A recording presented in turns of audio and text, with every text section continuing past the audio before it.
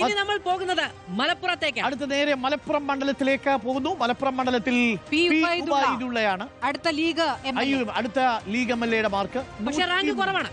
അല്പ റാങ്ക് പിന്നിലാണ്. 103-ാം റാങ്കാണ് Malappuram MLA P ഉബൈദുള്ളയ്ക്കുള്ളത്. മുസ്ലിം ലീഗിന്റെ 43.1 ജയിച്ചു എന്ന് വേണമെങ്കിൽ പറയാം. പകുതിയിലും താഴെയാണ്. 35,000 വോട്ടിന്റെ ഭൂരിപക്ഷമാണ് കഴിഞ്ഞ തവണ ഉണ്ടായിരുന്നത്. പ്രധാനപ്പെട്ട കാര്യം എന്ന് പറയുന്നത് MLA എന്നുള്ള നിലയ്ക്കുള്ള പ്രവർത്തനമാണ്.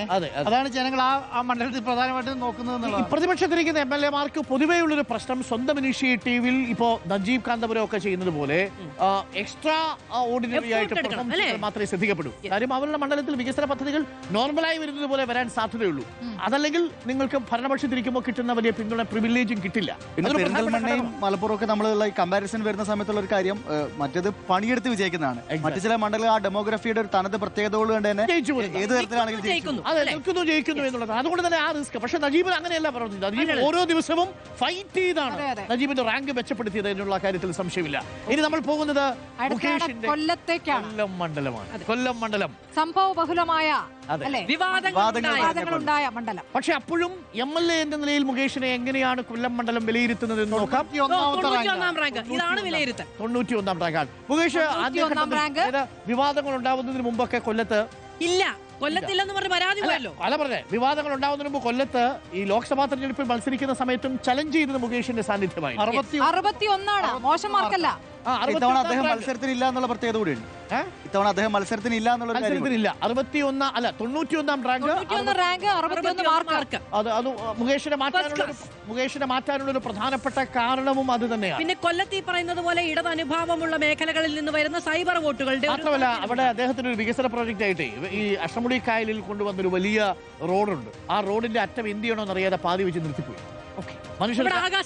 ആകാശപാത പോലെ അത് എങ്ങനെയാണോ കോട്ടയത്തുള്ള ആകാശപാത, അതേപോലെ കായലിന് കുറുകെ ഒരു പാതയുണ്ട്. അതിന്റെ അങ്ങേയറ്റം എന്ത് ചെയ്യണമെന്ന് ഇപ്പോഴും ആൾക്കാർക്ക് അറിയത്തില്ല. പ്ലാനിങ്ങിൽ വന്ന പിശക. പക്ഷേ മുകേഷിന് ആ അർത്ഥത്തിൽ 61 മാർക്ക് മാത്രമേ ഉള്ളൂ. പല ആരോപണങ്ങൾ ഉയർന്ന ശേഷം ഈ ലൈംഗിക ആരോപണങ്ങൾ അതുകൊണ്ടാണ് വോട്ടിന്റെ മാത്രമേ വ്യത്യാസമുള്ളൂ കേട്ടോ. ഒരു ആന്റി ഇൻകുംബൻസി MLA-ക്കെതിരെ ഉണ്ട്. വേണമെങ്കിൽ നമുക്ക് പറയാം ഒരു ആന്റി ഇൻകുംബൻസി MLA-ക്കെതിരെ ഉണ്ട്. അത് എവിടെ പ്രതിഫലിച്ചു? ലോക്സഭയിലും അത് പ്രതിഫലിച്ചു. അടുത്ത സ്ഥാനാർത്ഥി മത്സരിക്കാനും ആരെ അവിടെ കൊണ്ടുപോയി നിർത്തുന്നു എന്നത് പ്രധാനം. നാദാപുരം മണ്ഡലത്തിൽ EK വിജയൻ. CPI മണ്ഡലം. CPI മണ്ഡലമാണ്. റാങ്ക് എത്രയാണെന്ന് നമുക്ക് ആദ്യം പരിശോധിക്കാം. 67-ാം റാങ്ക്. മോശമല്ലാത്ത റാങ്കാണ്. അതായത് പാതിക്ക് മുകളിൽ നിൽക്കുന്ന റാങ്കാണ് എന്ന് വേണമെങ്കിൽ പറയാം.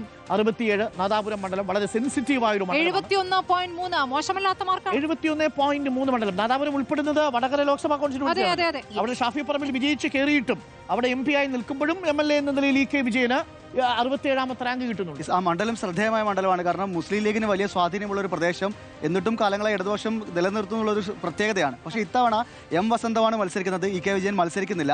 M വസന്തത്തിന്റെ സ്ഥാനാർത്ഥിത്വത്തിനെതിരെ പ്രാദേശികമായ ചില വിയോജിപ്പുകൾ അടക്കം ഉയർന്നു വന്നു. അവിടെ കോൺഗ്രസിൽ മത്സരിക്കാൻ വേണ്ടി സാധ്യത ഉയർന്നു വന്നിരിക്കുന്നത് KM അഭിജിത്ത് ആണ്. അഭിജിത്ത് നാദാപുരത്ത് വരുമ്പോൾ വളരെ ഫൈറ്റായ വളരെ ശക്തമായ മത്സരം നടക്കും. അവിടെ ഈ പ്രവർത്തനം എങ്ങനെയുണ്ടെന്നുള്ളൊരു പ്രധാനപ്പെട്ട കാര്യമാണ്. KM അഭിജിത്ത് KSUക്കാരുടെ ഒരു വികാരമാണ്. സ്വാഭാവികമായും തഴയപ്പെട്ടു എന്ന് പറയുന്ന ഒരു വികാരമൊക്കെ KM അഭിജിത്തിന് അനുകൂലമായുണ്ട്. EK വിജയനാണെങ്കിൽ ഇതുപോലെ തന്നെയാണ്. വളരെ ജനകീയനാണ്. ആർക്കും ഒരു വെറുപ്പില്ല, എന്തെങ്കിലും ഒരു വിമർശനമില്ല ആ നിലയ്ക്കായിരുന്നു. പുതിയ കാൻഡിഡേറ്റ് വരുമ്പോൾ ഒരു വിവാദത്തിലും ഉൾപ്പെടാതെയാണ് വിജയൻ പടിയിറങ്ങുന്നത് എന്ന പ്രത്യേകത കൂടിയുണ്ട്. മെച്ചപ്പെട്ട റാങ്കാണ്, മോശമല്ലാത്ത റാങ്ക് എന്ന് വേണമെങ്കിൽ പറയാം നാദാപുരത്ത്.